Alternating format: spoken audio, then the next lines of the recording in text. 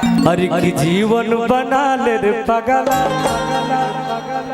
हरि गुण गाई के हरि की एक दिन सबके हुमर दहिया अगिया में ये जाने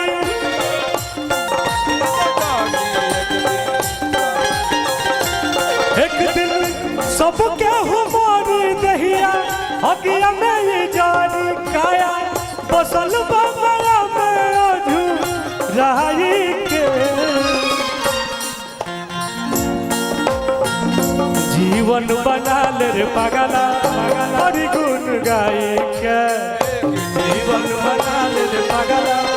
हरि गुण गाई जीवन बना ले रे पगला हरि गुण गाई के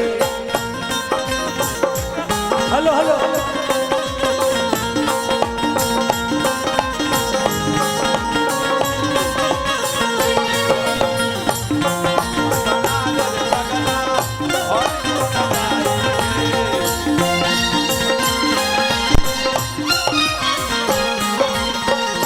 जीवन बना ले रे पगला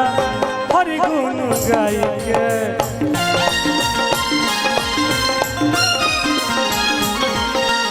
जीवन बना ले रे पगला हरि गुण गाई के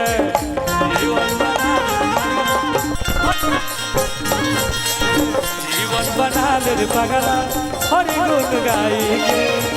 जीवन बना ले रे पगला हरि ब्यासी अरे स्वागत कीजिए राम आए हैं रविरंजन बाबू आए हैं हिंदुस्तान की एक ऐसी आवाज जिन्होंने हम कलाकारों को खास करके राम सरों को प्रेरणा दिया एंकरिंग की दुनिया के बेताज बादशाह जिनको सुनने के बाद